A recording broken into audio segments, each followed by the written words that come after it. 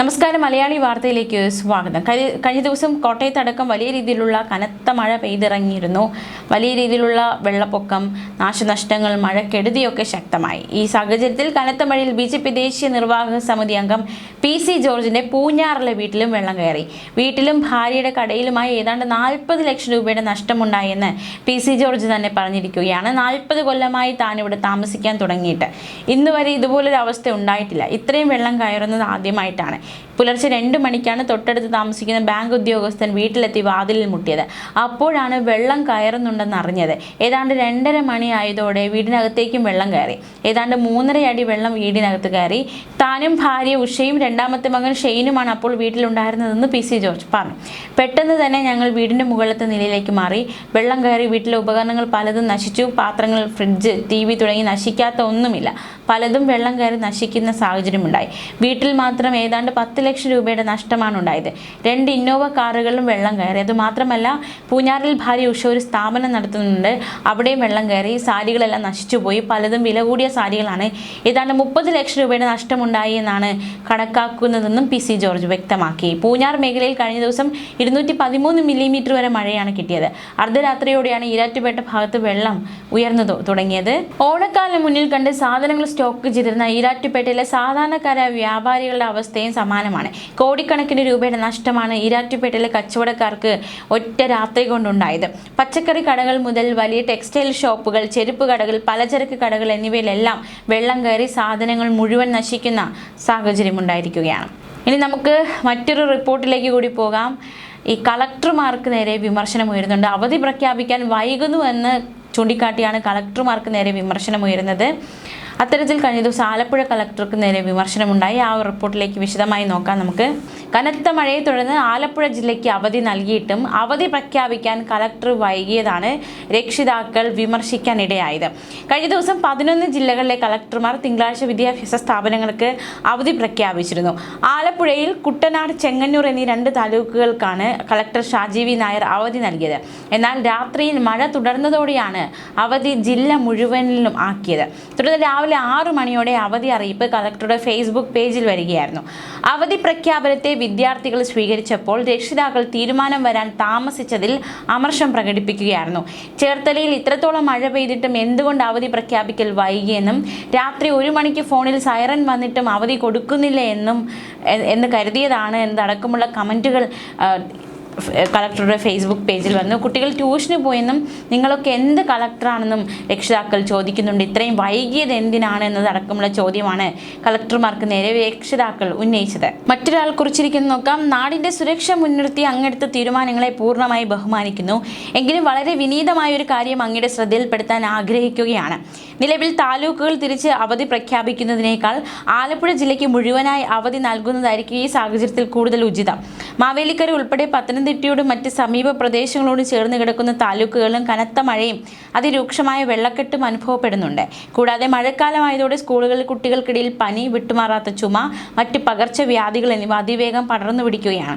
ഒരു തവണ പനി വന്നാൽ 2 ആഴ്ചയോളം നീണ്ടു നിൽക്കുന്ന അവസ്ഥയാണ് ഭൂരിഭാഗം കുട്ടികൾക്കുമുള്ളത്. അതിനാൽ 1-2 ദിവസത്തേക്ക് ജില്ലയ്ക്ക് മുഴുവനായി അവധി നൽകുന്നത് കുട്ടികളുടെ ആരോഗ്യ സുരക്ഷയ്ക്കും രോഗങ്ങൾ പടരുന്നത് തടയുന്നതിനും വലിയ ആശ്വാസമാകും. കുട്ടികളുടെ ആരോഗ്യ യാത്രാ ബുദ്ധിമുട്ടുകൾ മുൻനിർത്തി ഈ വിഷയം ഒന്നുകൂടി പുനഃപരിശോധിക്കണമെന്ന് വളരെ വിനീതമായി അപേക്ഷിക്കുന്നുവെന്നാണ് ഒരു വ്യക്തി ഫേസ്ബുക്കിൽ കുറിച്ചത്. റെസ്പെക്റ്റഡ് സാർ, ആലപ്പുഴ ജില്ലയ്ക്ക് മുഴുവനായി അവധി കൊടുക്കണം സാർ. പിള്ളേരെ പഠിക്കാൻ പറഞ്ഞു വിട്ടിട്ട് വീട്ടിലിരിക്കുന്ന രക്ഷിതാക്കൾക്ക് ഒരു മനസമാധാനം ഉണ്ടാകില്ല എന്ന് മറ്റൊരാൾ കുറിച്ചിരിക്കുന്നു. പഴയ കളക്ടറുടെ ബാക്കിയാണല്ലോ താലൂക്ക് തിരിച്ച് അവധി കൊടുക്കൽ എന്നതടക്കമുള്ള വിമർശന കമന്റുകൾ. താലൂക്ക് തിരിച്ചാണോ മഴ പെയ്യുന്നത് സാർ? ഈ പെരുമഴയത്ത് ആലപ്പുഴ ജില്ലയ്ക്ക് മൊത്തത്തിൽ അവധി കൊടുത്തുകൂടെ? അച്ചൻകോവിലർ മാവേലിക്കര വഴിയും പോകുന്നുണ്ട് എന്നതടക്കമുള്ള കമന്റുകൾ.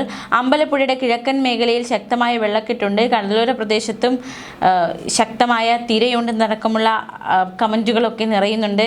എന്തടിസ്ഥാനത്തിലാണ് അവധി താലൂക്ക് അടിസ്ഥാനത്തിൽ പ്രഖ്യാപിക്കുന്നത്? സ്കൂൾ നിൽക്കുന്ന സ്ഥലത്ത് വെള്ളമില്ല എന്ന് കരുതിയാണോ? ആണെങ്കിൽ അവധി കൊടുക്കാത്ത താലൂക്കിലുള്ള സ്കൂളുകളിൽ പഠിക്കുന്ന പല കുട്ടികളും വെള്ളം നീന്തി വേണം സ്കൂളിലെത്താനെന്ന് മറ്റൊരാൾ. നേരത്തെയൊക്കെ എന്തിനും ഒരു ക്ലിയർ ക്ലാരിഫിക്കേഷനൊക്കെ ഉണ്ടായിരുന്നു. ഇപ്പോൾ മഴ പെയ്താൽ പോലും അവധി വെക്കുന്നില്ല. കളക്ടർ പേജ് തന്നെ ട്രെൻഡായിരുന്നു ഒരു സമയം. ഇപ്പോഴും വെള്ളക്കെട്ട് മൂടിയ കാലാവസ്ഥയും മഴയും, എന്നിട്ട് മുഴുവനായി അവധിയില്ല. ഇതെന്ത് കഷ്ടമാണ് എന്ന് മറ്റൊരാൾ ചോദിച്ചു. ചോദിക്കുന്നുണ്ട്. ആലപ്പുഴ ജില്ലയ്ക്ക് അവധി കൊടുക്കണം, മുഴുവനായി അവധി കൊടുക്കണം.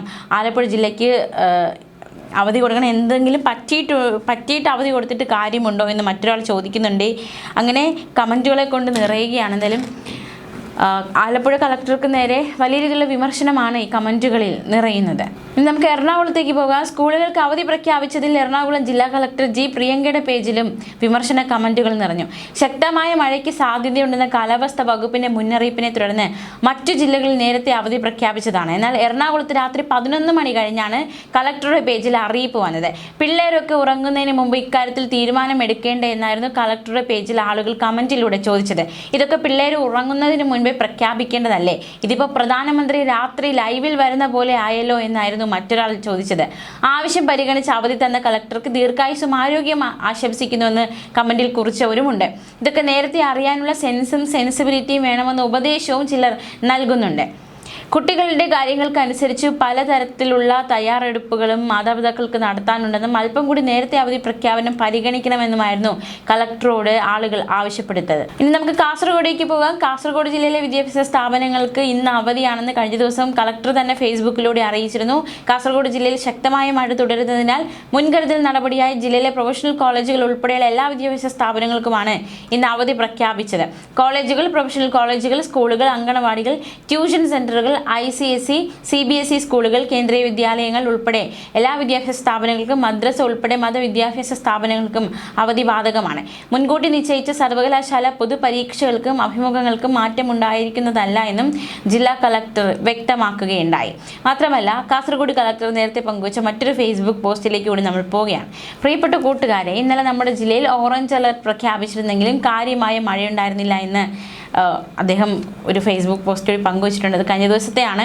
അദ്ദേഹം കാസർഗോഡ് കളക്ടർ ശനിയാഴ്ച പങ്കുവച്ച ഫേസ്ബുക്ക് പോസ്റ്റാണ്. വളരെ ഫ്രണ്ട്ലി ആയിട്ട് അദ്ദേഹം കുട്ടികളോട് ഇടപഴകുന്ന ഒരു ഫേസ്ബുക്ക് പോസ്റ്റാണിത്.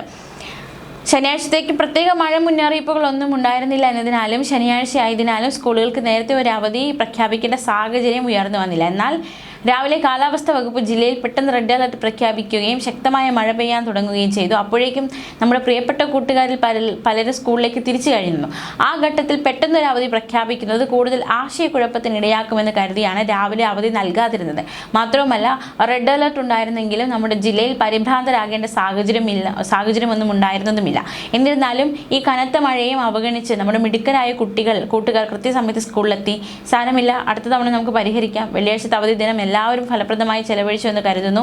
മഴ തുടരുന്നതിനാൽ എല്ലാവരും ആവശ്യമായി ജാഗ്രത പാലിക്കുമല്ലോ. സ്നേഹത്തോടെ നിങ്ങളുടെ സ്വന്തം കളക്ടർ അർജുൻ പാണ്ഡ്യൻ എന്ന് പറഞ്ഞായിരുന്നു ആ ഫേസ്ബുക്ക് പോസ്റ്റ് അവസാനിച്ചത്. എന്തായാലും കളക്ടർമാർക്കെതിരെ വിമർശനം ഉയരുന്നുണ്ട്. മറ്റ് കളക്ടർമാരൊക്കെ വളരെയധികം ജാഗരൂകരായി തന്നെ അവധി പ്രഖ്യാപിക്കുന്നുണ്ട്. അവധി പ്രഖ്യാപിക്കാൻ വൈകുന്ന കളക്ടർമാർക്കെതിരെ വിമർശനങ്ങൾ ശക്തമാകുന്നുണ്ട്. നിലവിൽ സംസ്ഥാനത്തിൻ്റെ അവസ്ഥ ഇപ്രകാരമാണ്. ഇനി നമുക്ക് കാറ്റ് മുന്നറിയിപ്പുണ്ട്. ശക്തമായ കാറ്റിന് സാധ്യതയുണ്ട്. മണിക്കൂറിൽ 40 മുതൽ 50 കിലോമീറ്റർ വേഗതയിൽ ശക്തമായ കാറ്റിന് സാധ്യതയുണ്ടെന്നാണ് കേന്ദ്ര കാലാവസ്ഥാ വകുപ്പ് നൽകുന്ന മുന്നറിയിപ്പ്. ശക്തമായ കാറ്റിനെ നേരിടാനുള്ള പൊതുജാഗ്രതാ നിർദ്ദേശങ്ങൾ പുറപ്പെടുവിച്ചിട്ടുണ്ട്. കേരളത്തിലെ ഏറ്റവും കൂടുതൽ നാശനഷ്ടവും ജീവഹാനിയും ഉണ്ടാക്കുന്ന സംസ്ഥാന സവിശേഷ ദുരന്തമാണ് ശക്തമായ കാറ്റ്. ശക്തമായ കാറ്റിൽ മരങ്ങൾ കടപുഴകിയും ചില്ലകൾ ഒടിഞ്ഞു വീണും അപകടങ്ങൾ ഉണ്ടാകാനുള്ള സാധ്യതയുണ്ട്. കാറ്റും മഴയും ഉണ്ടാകുമ്പോൾ ഒരു കാരണവശാലും മരങ്ങളുടെ ചുവട്ടിൽ നിൽക്കാനോ വാഹനങ്ങൾ പാർക്ക് ചെയ്യാനോ പാടില്ല. വീട്ടുവളപ്പിലെ മരങ്ങളുടെ അപകടകരമായ രീതിയിലുള്ള ചില്ലകൾ വെട്ടിയൊതുക്കണം. അപകടാവസ്ഥയിലുള്ള മരങ്ങൾ പൊതുവിടങ്ങളിൽ ശ്രദ്ധയിൽപ്പെട്ടാൽ ബന്ധപ്പെട്ട തദ്ദേശ സ്ഥാപനങ്ങളെ അറിയിക്കുക എന്ന നിർദ്ദേശമുണ്ട്. ഉറപ്പില്ലാത്ത പരസ്യ ബോർഡുകൾ, ഇലക്ട്രിക് പോസ്റ്റുകൾ, കൊടിമരങ്ങൾ തുടങ്ങിയവയും കാറ്റിൽ വീഴാൻ സാധ്യതയുള്ളതിനാൽ കാറ്റും മഴയുമില്ലാത്ത സമയത്ത് അവ ശരിയായ രീതിയിൽ ബലപ്പെടുത്തുകയോ അഴിച്ചു വയ്ക്കുകയോ ചെയ്യുക. കാറ്റ് മഴയുള്ളപ്പോൾ അതിൻ്റെ ചുവട്ടിലെ സമീപത്ത് നിൽക്കുകയോ വാഹനങ്ങൾ പാർക്ക് ചെയ്യുകയോ അരുത് എന്നൊരു നിർദ്ദേശവും കൂടി നൽകിയിട്ടുണ്ട്. അപ്പോൾ എല്ലാവരും ജാഗ്രതയോടെ ആയിരിക്കുക, സുരക്ഷിതരായിരിക്കുക. ന്യൂസ് ഡെസ്ക് മലയാളി വാർത്ത.